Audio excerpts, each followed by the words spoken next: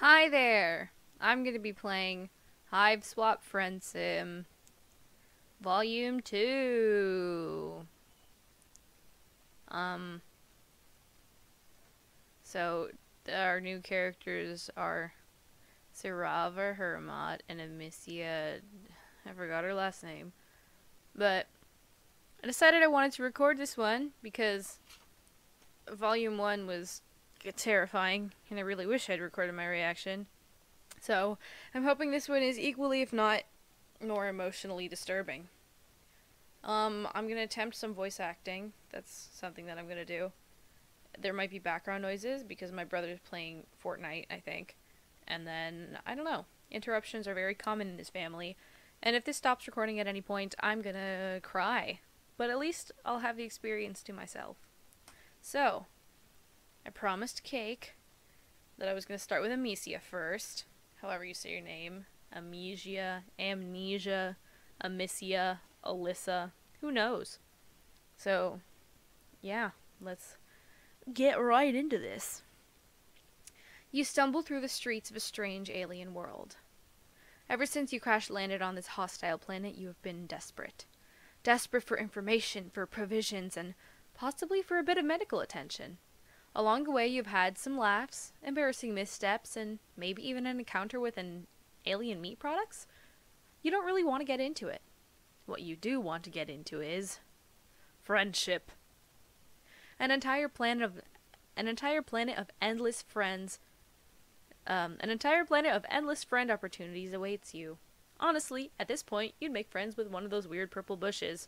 You're not picky. Wait, you see something in the distance, or perhaps someone? I'm gonna start with Amisia Erden. Oh, look at her little picture frame face. She's so cute.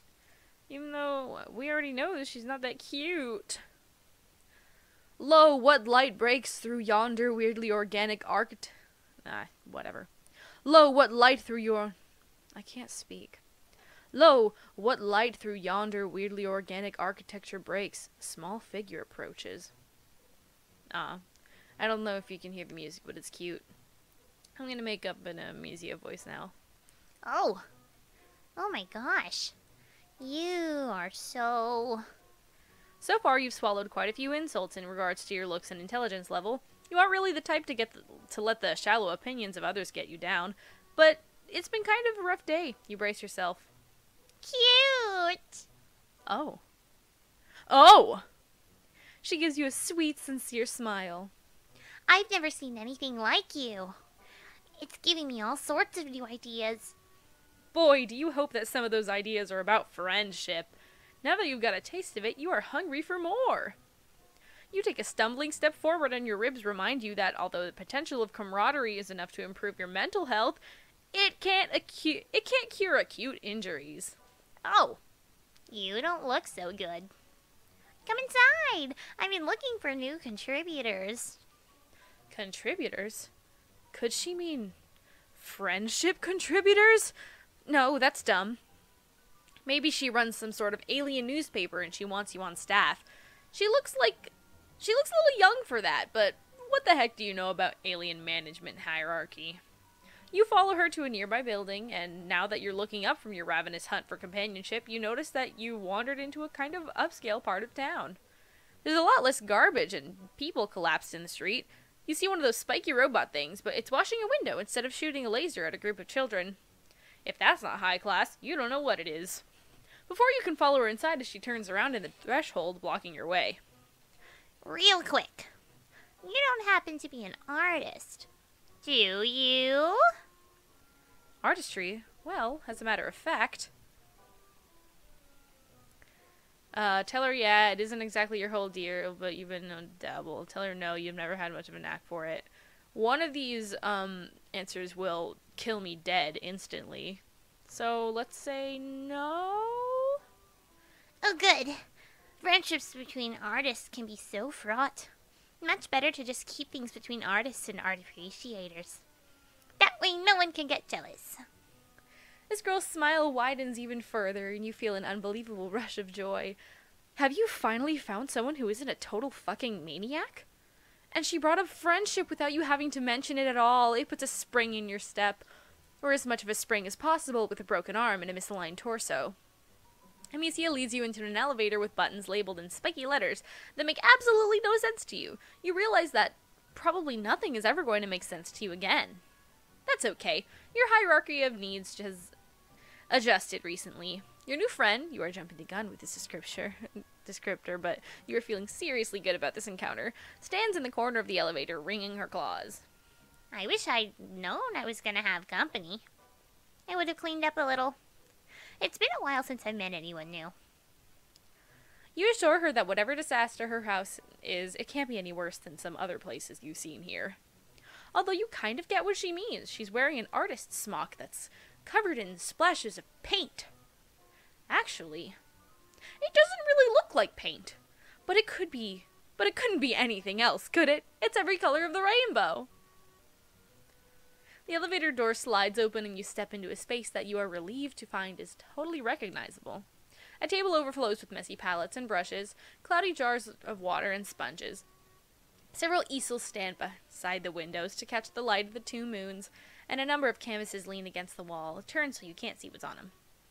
First things first. Amisia brings you over to a wall screen that looks way more high-tech than anything you have on your now-defunct spaceship, tapping away its series of unreadable symbols, as she indicates you should take off your sling. Here. Go ahead and stick it in there. She seems to want you to put your injured arm into a large hole in the wall, which you do because you are sure your new friend has her best interests at heart. The hole shrinks down like a blood pressure cuff, sending bolts of agony through you. You want to yank your arm back out, but you don't. Even if it's broken, you still like having it attached to you. Instead, you shout a lot and thrash your other limbs around. Calm down, you big wriggler. It's like you've never seen the medicalizer before. If you don't stop moving, it won't work. Tears spill down your cheeks, but you force yourself still. You'll bear the pain. You'll do it for your friend. She's looking at you so hopefully, and she's so delicate and pretty, almost angelic. You look at her face and tell yourself it's all going to be okay. Finally, the hole releases you, and you pull your arm back out to find it. Completely healed. You can move your fingers. It doesn't even hurt anymore. Hey, things are looking up. See? I told you. This is great. You're overwhelmed with the urge to celebrate. I'm going to be chill about it. You thank Amisia profusely, but you manage to keep it to the strictly verbal sort. Medicalizers are great. This part of the city is great. You really need to get more rich friends. You tell her this, throwing in a compliment of her studio while you're at it. See, this friendship stuff is easy. Haha, I'm glad you feel that way. You're obviously really strange and under-socialized, but you don't seem to be a completely cultural idiot. Plus, I think it's really endearing how helpless and trusting you are. You laugh, slightly unnerved. You want to take that as a compliment, but after a recent encounter with another girl in blue, well, it all ended up okay. And Amisia is so nice and friendly, and she keeps calling you cute, which you think is pretty generous of her considering what a disgusting mess you are at this point. Speaking of low bloods, what's your blood color? Just out of curiosity. Blood color? You aren't really sure what she's talking about, but red? You tell her it's red. She looks a little disappointed. I've got plenty of burgundy. Oh well. Good thing I have a delivery coming soon. Hey, do you think you can help me set a few things up before they get here? They? Visitors? As in plural? As in multiple potential friends? Oh, hell yes. You are all over that, especially considering your newly healed arm. You are anxious to display all the simple motor functions you can perform. Amisia gives you another radiant smile. You live for those smiles, man. They are just so full of the glowing nectar of bromance. Perfect! Let's do this. Work always goes faster with two pairs of hands, after all. Yes, absolutely it does, and even if by that she seems to mean her hands are painting while she tells you where to put things, you're totally fine with that. Your ribs are still kind of killing you, but you swallow down the pain. You are getting pretty good at that. Too bad you can't stick your whole torso into that magical science fiction hole in the wall. Well, maybe you could, but not right now. Right now, you've got a friend to help. Amisia instructs you to clear all the furniture to the edges of the room and lay down a big purple tarp. Apparently, tarps aren't blue on this planet. Amisia enters her phone, answers her phone, and then buzzes open the apartment door. She runs over to the elevator with a squeal of delight. You're here! Sorry I'm getting so giggly about this. It's just been a while since I've had any new paints. Wait, paints? That's what's coming? Now that you think about it, there is something pretty crucial missing from this whole artist aesthetic she's got going here. There aren't any paints. No tubes dribbling color or pots with their tops left partially unscrewed. There aren't even any pencils. The elevator opens up and two trolls come in. They have pretty similar shaped horns and are almost the exact same height. Brothers? Do trolls have brothers? From their uniforms and the douchey, swaggering way they walk, you get the idea that they are some sort of law enforcement. That and the third troll in handcuffs they are dragging between them. Thank you, guys! You always bring me the best materials. They don't say anything. They just bring the third troll to the center of the tarp and force them into a kneeling position. Then they bow to Amisia and leave the way they came. This doesn't look great! Even before Amisia runs out of room and comes back in with an axe the size of her whole body. You are not loving this. The troll on the tarp trembles and bites back a sob, but they don't say anything or try to run. Oh no, it's loading. Something's gonna happen. She isn't really going to do what it looks like, is she? You can't bring yourself to believe that this cute little alien girl is going to straight up axe murder a dude right in front of you, presumably to finger paint with their blood. You stammer something to this effect. Amisia laughs. Well, I don't use my fingers. I'm not a fucking animal. She considers you for a few moments, tapping a claw against her mouth. I know! You can help me! I only ever let one other person help me with my work. And she's out of town right now. But you and I have a connection. You feel it too, right? You do. God, you do. You've been feeling it so much lately for everyone you meet. You thought you had maybe come across someone who would readily accept your platonic longings without putting you through the ringer first. Okay, my best guess, and the fandom's guess, is that other person is Chahut, because she also has an axe and has, like, paint all over her legs. You do want to help me, don't you? You do. You want that more than anything. Amisia looks at you solemnly. Why don't you do the honors? She holds out her axe. I wouldn't offer this to just anyone, but I could tell how special you are. You're trembling. The troll on the tarp is also trembling, but unlike you, they seem to have accepted their fate. Slowly, inevitably, you hold out your hand for the axe. Amisia gives it to you with a smile. God damn it. You forgot about your broken ribs and that you're a human and can't just pick up a gigantic fucking axes with one hand. You drop it and it bounces away from you like way more than you think an axe should probably bounce. You look up at Amisia from where you are doubled over with pain and shame. She laughs and scampers over to retrieve the axe, once again swinging it up without any signs of strain. She doesn't even have any visible muscles. What is this girl made out of? How silly of me! You seem so culturally advanced that for a second I forgot about your natural inferiority. Here, I'll give you a second chance. You nod. Yes, please. A second chance that does not include committing gruesome murder. Usually I just use chains, but I've got a better idea. Oh. Oh, God, you get what she wants you to do. You hesitate and Amisia's smile gets even sweeter. Sweet like poison. Oh? You don't want to help me? The tarp crinkles underneath you as you kneel. You grasp the troll's shoulders and mumble an apology. They continue to say nothing. Amisia is sharpening her axe, which already looks pretty damn sharp. Hold on tight. You try. You really do. The problem is you try to hold on tight, but at the same time you try to drag the troll out of the way, some buried instinct to try to preserve life rising up inside you.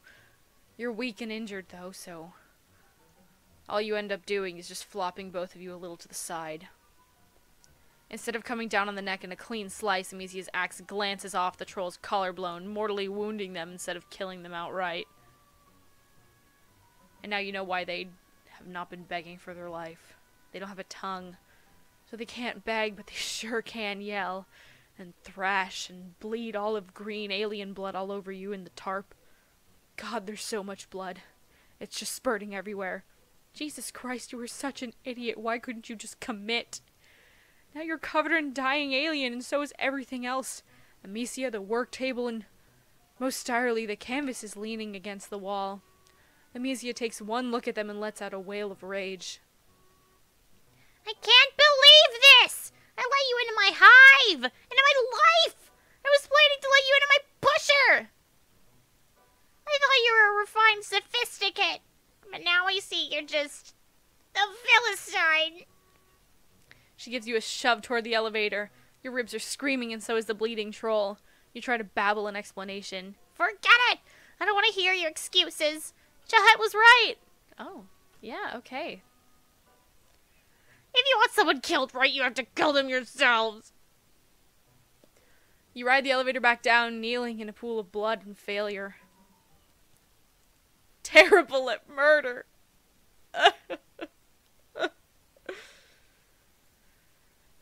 So, fan theory confirmed, Jahet and Amisia are buckos.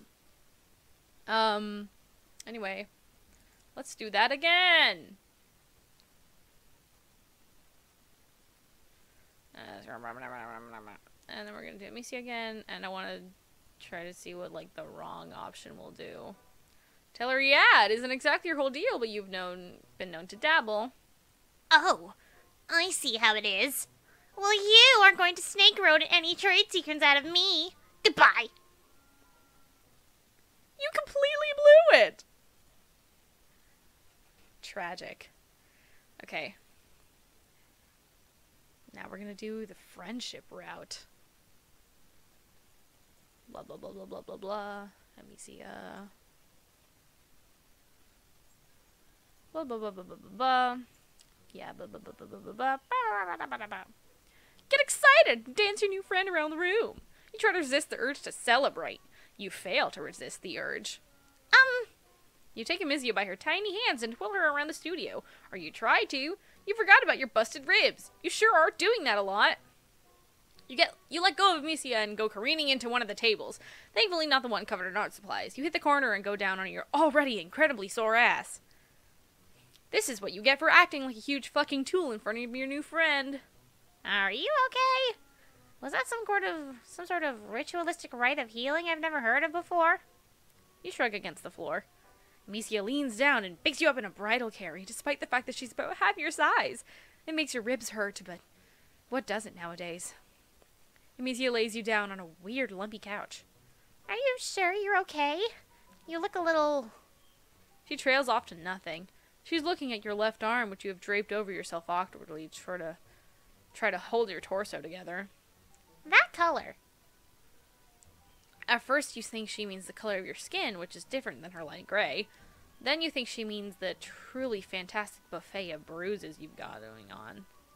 But then you realize that in the prancing idiocy, you've managed to scrape up the inside of your arm. Blood oozes sluggishly from the wound. Amisia dredges a finger through it. You're only half expecting her to put it in her mouth, and... well, for this to become a whole cannibal situation... well, since you aren't really the same species, it wouldn't really be cannibalism, but still, no thanks. Cake, that's a call-out for Selena, by the way. Instead, Amisia just holds her finger up. The drop of blood, trembling on the tip. This color... I've never seen anything like it.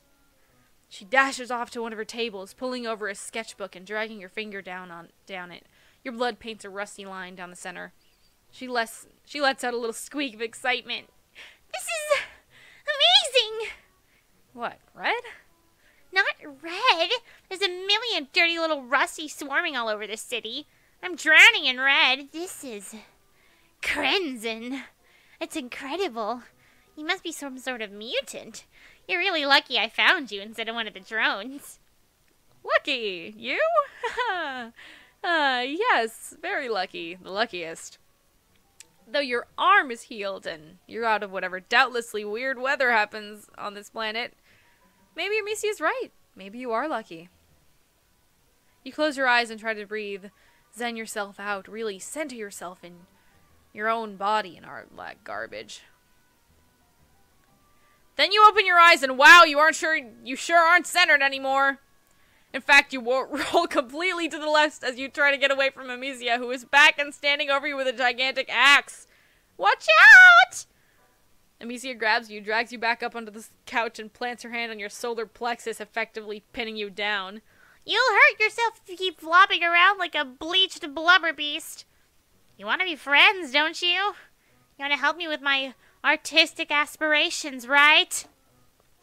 You get the feeling that she might be trying to manipulate you. Just the tiniest little suspicion. It's possible Amisia has recognized your intense craving for companionship and is trying to exploit you. But you don't like being suspicious of a new friend. But that is a pretty big axe. I don't know what's got you so worried. I just want to show you my axe. Oh, of course. Makes sense. It really is a nice axe. You hold out your hand for it, but of course it is still too heavy for you, and your hands are all sweaty, and you fumble. You fumble it. Fumbled a really sharp weapon. Amisia tries to catch it before it's too late, and somehow, in all the wriggly struggle, you end up getting cut. Like, very cut. Across both your wrists.